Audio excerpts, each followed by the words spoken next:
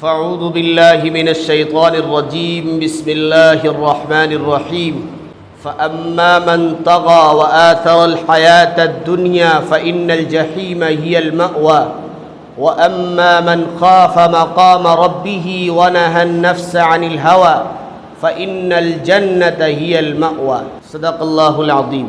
محترم سامعین، اللہ تبارک تعالی نے ہم سب کو اس دنیا کے اندر بھیجا ہے عبادت کرنے کے لیے، کہ اس دنیا کے اندر تم جو بھی زندگی گزارو وہ عبادت کے ساتھ زندگی گزارو، وہ کام تم کرو جس سے اللہ راضی اور خوش ہو جائے، اور وہ کام تمہاری زندگی سے، تمہارے حال چال سے، تمہارے جسم کے اعضاء سے وہ سرزد ہونے چاہیے جو جنت میں جانے کا سبب بنتے ہوں۔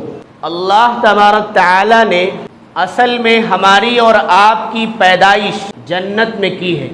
حضرت آدم علیہ السلام اور ان کی بیوی حضرت حوا علیہ السلام دونوں کو اللہ تبارک تعالی نے پیدا فرما کر جنت میں کتنے 100 سال رکھا ہے یہ اللہ رب العزت والجلال ہی جانتے ہیں۔ ہمارا اور آپ کا اصل گھر وہ جنت ہی ہے، اور پھر اللہ رب العزت والجلال نے یہ چاہا کہ آدم علیہ السلام کی اولاد کو بڑھایا جائے، ان کی ذریت کو بڑھایا جائے، تو اللہ تعالیٰ نے ایک طریقہ اختیار کیا کہ آدم اور حوا کو دنیا میں بھیج دو۔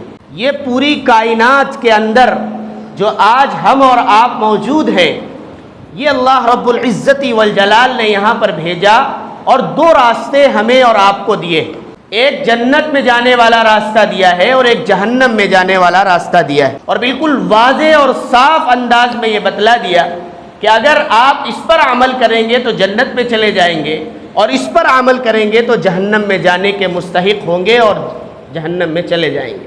میں نے جو آیت کریمہ پڑھی، فَأَمَّا مَن طَغَى وَآثَرَ الْحَيَاةَ الدُّنْيَا فَإِنَّ الْجَحِيمَ هِيَ الْمَأْوَى، کہ وہ شخص جس نے اللہ کے حکم کی نافرمانی کی، جس نے اللہ کے حکم کے ساتھ سرکشی کی، جس نے اللہ کے حکم کو نہیں مانا، اس نے جو بات بھی کہی ہم نے اس کو ٹھکرا دیا، تو پھر ایسا شخص فَإِنَّ الْجَحِيمَ هِيَ الْمَأْوَى، اس کا ٹھکانہ جہنم۔ اور اگلا راستہ بڑے واضح انداز میں فرمایا گیا، وَأَمَّا مَنْ خَافَ مَقَامَ رَبِّهِ وَنَهَى النَّفْسَ عَنِ الْهَوَى، کہ وہ لوگ جو اللہ کے سامنے کھڑے ہونے سے ڈرتے، دنیا کے اندر کوئی بھی زندگی گزار رہے، ہر موڑ پر ان کی نظر یہ رہتی ہے کہ اللہ کے سامنے ہمیں کھڑا ہونا ہے۔ کاروبار کرتے تو وہ ناپ تول میں کمی نہیں کرتے، کیونکہ اس کا حساب ہمیں اللہ کو دینا ہے۔ وہ کوئی ذریعہ اختیار کرتے ہیں، اس کے اندر ڈنڈی نہیں مارتے، اس کے اندر کوئی ایسا راستہ اختیار نہیں کرتے جو اللہ کی ناراضگی کا سبب بنے۔ کیوں؟ وہ یہ چاہتے ہیں اور یہ سمجھتے ہیں کہ ہمیں اللہ کے سامنے کھڑے ہونا ہے، اس بات کا جواب دینا ہے۔ وہ جو بھی زندگی گزارتے ہیں، جس مرحلے کے ساتھ گزرتے ہیں، وہ تمام زندگی اور وہ تمام مراحل کے اندر سوچتے ہیں کہ ہمیں اللہ رب العزت والجلال کے سامنے کھڑا ہونا ہے، اور پھر وہ اسی اعتبار سے اس کو کرتے ہیں جس طریقے سے نبی صلی اللہ علیہ وسلم نے ہمیں اور آپ کو طریقہ دیا ہے، شریعت دی ہے، مسئلے اور مسائل دیے، اس کے مطابق زندگی گزارتے ہیں، تو پھر ایسے لوگوں کے لیے فَإِنَّ الْجَنَّةَ هِيَ الْمَأْوَى، جنت ہی ان کا ٹھکانہ ہے۔ صحیح بات یہ ہے کہ آج اس دنیا کے اندر ہم موجود ہیں، لیکن یہ ہمارا ہمیشہ رہنے کے لیے مسکن نہیں، یہ دنیا کی جو زندگی اور ہمارا یہ دنیاوی گھر جو ہے یہ ہمیشہ رہنے کے لیے نہیں۔ کیوں؟ اس لیے کہ ہماری پیدائش جنت میں ہوئی ہے، اور ہمارا اصل مسکن اور ہمارا اصل گھر وہ جنت ہی ہے۔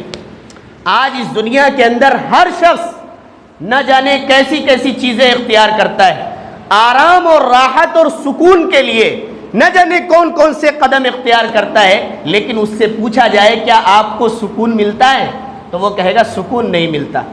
آج انسان گرمی سے بچنے کے لیے، دھوپ کی شدت سے بچنے کے لیے پہلے جھوپڑی ڈالتا ہے، جھوپڑی اگر اس سے زیادہ گنجائش ہوتی ہے تو وہ اپنا ایک مکان تعمیر کرتا ہے، چھت بناتا ہے اور اس کے اندر رہتا ہے، پھر بھی اسے سکون نہیں ملتا تو وہ اس کے اندر آرام اور آسائش کے ذرائع اختیار کرتا ہے، وہ پنکھے لگاتا ہے، تاکہ اس سے ہمیں ہوا ملے گی اور ہمیں سکون مل جائے گا.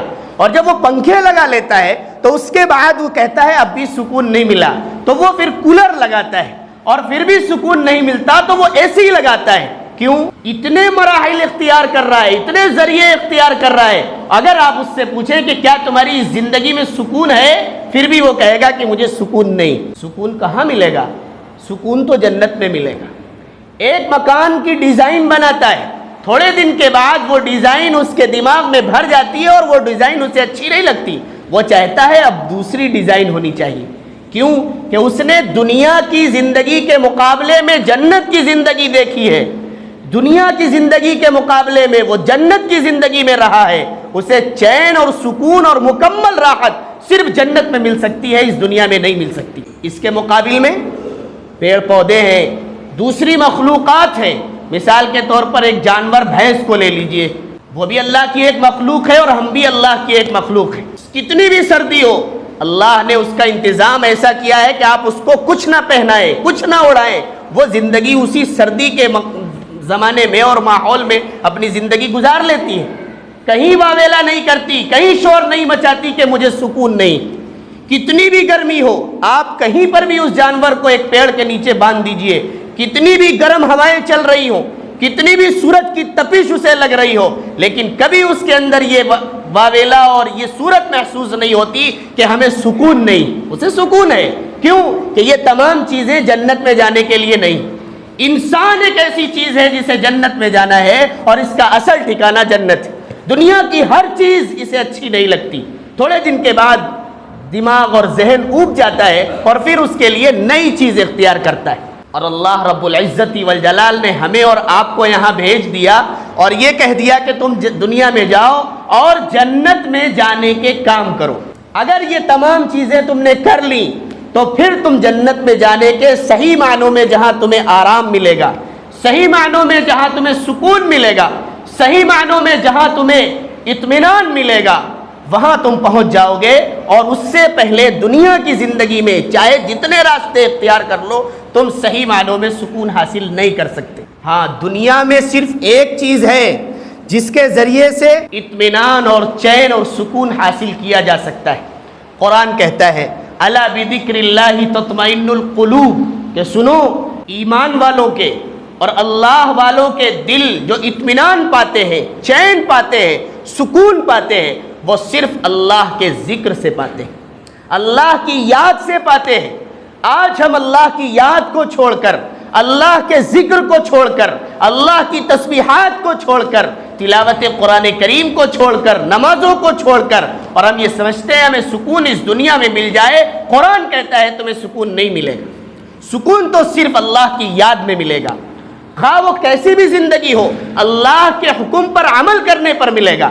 ہماری پوری زندگی صبح سے شام تک کی زندگی رسول اللہ کے طریقے پر گزرے گی, تب سکون ملے گا, ورنہ سکون نہیں مل سکتا. یہ اللہ رب العزت والجلال نے اپنے قرآن کریم کے اندر ارشاد فرمایا. میں یہ بتلا رہا تھا کہ قرآن کریم کے الفاظ یہ کہہ رہے ہیں دو راستے ہمیں اور آپ کو دیے گئے ہیں, ایک راستہ جہنم میں جانے کا ہے اور ایک راستہ جنت میں جانے کا ہے. اور جنت وہ چیز ہے جہاں مکمل طور پر چین اور سکون ملتا ہے. اس دنیا کے اندر کبھی ہمیں مکمل سکون نہیں مل سکتا. ہر موڑ پر ہمارے لیے آزمائشیں ہی آزمائشیں ہوں گی, ہر موڑ پر ہمیں چین اور سکون ختم کرنے والی چیزیں ہی میسر ہوں گی. ہر موڑ پر ایسی چیزیں ہمیں اور آپ کو ملیں گی جس سے یہ محسوس ہوگا کہ ہمارا چین اور سکون ختم ہو رہا ہے. کبھی ہم جا رہے ہوتے ہیں, کبھی ہمیں ٹھوکر لگ جاتی ہے, کبھی ہم چل رہے ہوتے ہیں, گر پڑتے ہیں, چوٹ لگ جاتی ہے, کبھی ہم کاروبار بہترین طریقے سے چلا رہے ہوتے ہیں, اچانک اس کاروبار میں گھاٹا ہو جاتا ہے, کبھی ہماری دکان اچھی طریقے سے چل رہی ہوتی ہے, کبھی اچانک اس میں آگ لگ جاتی ہے. اس دنیا کے اندر کہیں بھی سکون نہیں. کوئی بھی شخص بتائے کہ مجھے مکمل سکون ہے, ہم یہ سمجھتے ہیں کہ ایک عالی شان مکان میں رہنے والا, بہترین مکان میں رہنے والا, ایک اچھے گھر کے اندر, اے سی روم کے اندر زندگی گزارنے والا, وہ سکون کے ساتھ زندگی گزار رہا ہوگا. آپ اس سے سچے دل کے ساتھ, یقین کے ساتھ تنہائی میں جا کر پوچھئے کیا تمہیں واقعی میں سکون ملا؟ نہیں ملا. کیوں نہیں ملا؟ یہ اس کائنات کے اندر، اس دنیا کے اندر مکمل چین و سکون کے لیے رہنے نہیں آیا. اسے تو اصل سکون جو بھی ملے گا وہ جنت کے اندر ملے گا. اس لیے ہمیں اور آپ کو جنت میں جانے والے کام کرنے اور جہنم میں جانے والے جو بھی کام ہیں ان سے ہمیں اپنے آپ کو بچانا ہے. جہنم میں جانے والے جو کام ہیں، لے جانے والے جو کام ہیں، ان سے ہم اپنے آپ کو کیسے بچائیں گے، اور جنت کی طرف لے جانے والے جو کام ہیں وہ کام ہم کیسے کریں گے. ہر چیز کا ایک ظاہر ہوتا ہے اور ہر چیز کا ایک باطن ہوتا ہے. ایک باہر کا حصہ ہوتا ہے اور ایک اندر کا حصہ ہوتا ہے. کوئی بھی چیز آپ ظاہر اور باہر کی چیز کو دیکھ کر حکم نہیں لگا سکتے کہ یہ چیز مکمل طور پر اچھی. بہت ساری چیزیں ایسی ہوتی ہیں جو اس کے اندر غلط ہوتی ہیں اور باہر سے دیکھنے میں بہت اچھی لگتی ہیں. لیکن بہت ساری چیزیں ایسی ہوتی ہیں باہر سے خراب لگتی ہیں، اندر کے اعتبار سے مضبوط ہوتی ہیں. انسان کو بھی اللہ رب العزت والجلال نے جو پیدا کیا ہے اس کا ایک ظاہر بنایا ہے اور ایک اندر کی چیز بنائی. ایک شخص مکمل طور پر بہترین کرتا پاجامہ، عمامہ اور ٹوپی پہن لے، آپ یہ سمجھیں گے کہ یہ مسلمان جا رہا ہے، اللہ کو ماننے والا اور ایمان والا جا رہا ہے. اور اگر اس کے دل کے اندر، باطن کے اندر اس کے کفر چھپا ہوا ہے تو وہ حقیقی معنوں میں مسلمان نہیں. اس کی ظاہر بتا رہا ہے، اس کی ظاہر کی شکل بتا رہی ہے کہ یہ اللہ کو ماننے والا ہے، لیکن حقیقت میں وہ اللہ کو ماننے والا نہیں. اس سے پتہ چلا کہ ظاہر کے مقابلے میں اندر کی چیز زیادہ اہمیت رکھتی ہے. اندر جو چیز ہوتی ہے وہ زیادہ اہم ہوتی ہے باہر کی چیز کے مقابلے میں. اور اللہ رب العزت والجلال نے ایک ہمارا ظاہر بنایا اور ایک ہمارا باطن بنایا، اندر کی چیز بنائی، روحانی چیزیں بنائی. ہم اپنی صحت کا، باہر کی چیزوں کا جو بھی استعمال کرتے ہیں، صحت کے لیے، حفاظت کے لیے کھانے پینے کا استعمال کرتے ہیں، دواؤں کا استعمال کرتے ہیں، بہت ساری غذائیں اور میوے جات اور فروٹ کا استعمال کرتے ہیں. ہمارا ظاہر بہت اچھا رہتا ہے لیکن باطن ہمارا اور آپ کا کمزور ہے. باطن اگر مضبوط رہے گا تو ہمارے ذہن سے، ہمارے جسم سے اور ہمارے ہر لمحے سے اور ہمارے جسم کے ہر اعضاء سے وہی کام سرزد ہوں گے جو جنت میں لے جانے کا سبب بنتے ہیں. اور اگر باطن کمزور رہے گا تو پھر وہ راستے کو اختیار کریں گے اور وہ طریقے کو اختیار کریں گے جو جہنم میں لے جانے والے ہوں گے. مثال کے طور پر ہمارا باطن کمزور ہے، یعنی ہمارا ایمان مضبوط نہیں ہے، یقین مضبوط نہیں ہے، تو ذرا سی کوئی چیز ایسی آتی ہے ہمارا ذہن بدل جاتا ہے، ہمارا ایمان ڈگمگا جاتا ہے. ایسا نہیں، ہمارا ایمان مضبوط ہونا چاہیے. اگر یہ ایمان مضبوط ہوگا تو خشوع اور خضوع کے ساتھ ہم وضو بھی کریں گے اور خشوع اور خضوع کے ساتھ ہم نماز بھی پڑھیں گے. اگر یہ ہمارا باطن مضبوط ہوگا تو ہر موڑ پر، چاہے وہ خوشی کا موقع ہے، چاہے وہ غمی کا موقع ہے، چاہے وہ کسی بھی چیز کا موقع ہے، موت کا موقع ہے، پیدائش کا موقع ہے، شادی بیاہ کا موقع ہے، ہر موڑ پر ہم اللہ کی اطاعت اور فرما برداری کریں گے. اور پھر یہی راستے اور یہی چیزیں ہمیں جنت میں جانے کا سبب بنیں گی. ایک صحابی ہے، اللہ کے نبی علیہ الصلاۃ والسلام سے دریافت کرتے ہیں اور پوچھتے ہیں کہ اللہ کے رسول صلی اللہ علیہ وسلم مجھے ایسی چیز بتا دیجئے، ایسی نصیحت کر دیجئے جس پر میں عمل کر کے دنیا میں بھی بچ جاؤں اور آخرت میں بھی اپنے آپ کو محفوظ کر لوں. یعنی دنیا میں کیا بچیں گے؟ مصیبت سے، پریشانیوں سے، ہماری آفات سے ہمارا جسم، ہمارے گھر والے، ہمارے اعزاء اقربا محفوظ رہیں، اور آخرت میں ہم اللہ کی سزا اور عذاب سے بچ جائیں. نبی کریم صلی اللہ علیہ وسلم نے فرمایا صرف 3 کام آپ کر لو، اگر اس کو کرو گے تو تمہاری دنیا بھی سنور جائے گی اور آخرت بھی سنور جائے گی. نبی کریم صلی اللہ علیہ وسلم نے سب سے پہلی بات بتائی کہ تم اپنی زبان کی حفاظت کرو، اپنی زبان کو کنٹرول کرو اور اس کی ذمہ داری لے لو. میں ضمانت لیتا ہوں کہ تمہاری دنیا بھی سنور جائے گی اور آخرت بھی سنور جائے گی. دنیا کے اندر جتنے بھی جھگڑے اور فساد ہوتے ہیں، جتنی بھی چیزیں وہ ہوتی ہیں جو ہمیں مشقت میں ڈالنے کا سبب بنتی ہیں، تو اس میں کہیں نہ کہیں ہماری زبان کا دخل ہوتا ہے. کہیں ہم کھڑے ہوتے ہیں حکومت کے خلاف تبصرے کرتے ہیں، کہیں ہم کھڑے ہوتے ہیں کسی شخص کی غیبت کرتے ہیں، چغلی کرتے ہیں، اور کہیں ہم ایسے کھڑے ہوتے ہیں کہیں لڑائی ہوتی ہے یا کوئی ایسا ماجرا آتا ہے جو ہماری زندگی اور سوسائٹی کے لائق نہیں ہوتی، لیکن ہم اس پر تبصرہ کرتے ہیں، اور ہمارا بھی شمار انہی لوگوں میں ہوتا ہے جو لڑ رہے ہوتے ہیں، انہی لوگوں میں ہوتا ہے جو مثال کے طور پر پولیس کے پاس جانے کا سبب بنتے ہیں، FIR ہوتی ہے، ہمارا بھی نام اس میں شامل ہوتا ہے۔ کیوں؟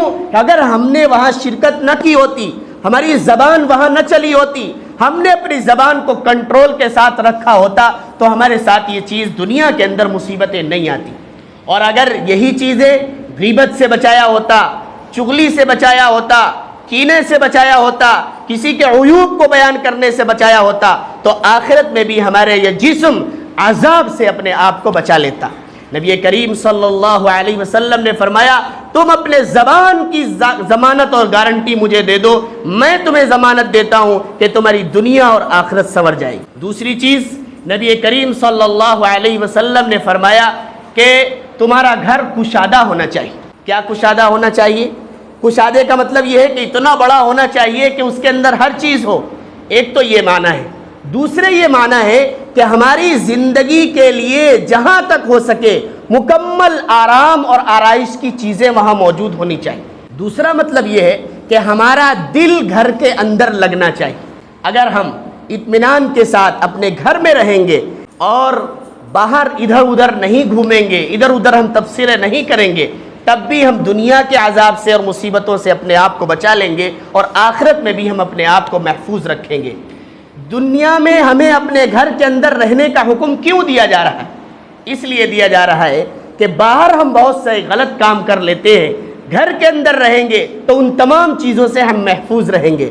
لیکن اگر کوئی شخص اپنے گھر کے اندر موجود رہتے ہوئے بھی گناہوں سے نہیں بچ رہا ہے، غلط کاموں سے نہیں بچ رہا ہے، یہاں بھی اس کی زبان غیبت میں مشغول ہے، یہاں بھی اس کے ہاتھ غلط کام کرنے میں مشغول ہے، تو پھر یہ گھر کے اندر رہنا بے سود ہو جائے گا، اور پھر یہ ہماری دنیا اور آخرت کی گارنٹی نہیں بنے گا۔ نبی کریم صلی اللہ علیہ وسلم کی حدیث کا مطلب یہ ہے کہ ہم جہاں تک ہو سکے اپنا کام کر کے اپنے گھر واپس آ جائیں، کوئی ضرورت پڑے ہم اس کو کریں، اور پورا ہونے کے بعد فوراً اپنے گھر لوٹیں اور اس کے اندر رہ کر تمام دنیاوی مصیبتوں سے بھی اپنے آپ کو بچائیں، اور اسی طریقے سے گناہوں سے بھی اپنے آپ کو بچائیں۔ یہ دوسری گارنٹی ہے کہ اگر تمہارا گھر تمہارے لیے کشادہ ہو جائے گا تو پھر تمہاری دنیا اور آخرت دونوں سنور جائیں گی۔ اور تیسری چیز نبی علیہ الصلوۃ والسلام نے بتلایا کہ تمہارے اخلاق اچھے ہونے چاہیے۔ بڑے کے ساتھ کس طریقے سے گفتگو کرنی ہے، چھوٹے کے ساتھ کس طریقے سے کرنی ہے، پڑوسی کے ساتھ کیا چیزیں اختیار کرنی ہے جس کے ذریعے سے پتہ چلے کہ ہم ایک اسلام کو ماننے والے ہیں، ایمان کو ماننے والے ہیں۔ اتنی باتوں کا مقصد صرف یہ ہے کہ ایک مثال دی تھی حضرت مولانا افضل الرحمن صاحب دامت برکاتہم نے کہ ایک سیب کا پیڑ ہوتا ہے، جس سیب کا پیڑ اسے کب کہا جاتا ہے؟ اسے سیب کا پیڑ اس وقت کہا جائے گا جب اس کی جڑ بھی سیب ہی کی ہو، اس کا اوپر کا تنا سیب ہی کا ہو، اس کے پتے بھی سیب ہی کے ہوں، اس کے پھول بھی سیب ہی کے ہوں، اور اس کے اندر سیب پھل لگا ہوا ہو، تب ہم اور آپ کہیں گے کہ یہ درخت جو ہے یہ سیب کا درخت ہے، یہ پھل جو ہے یہ سیب کا درخت، سیب کا پھل ہے، تب ہم کہیں گے۔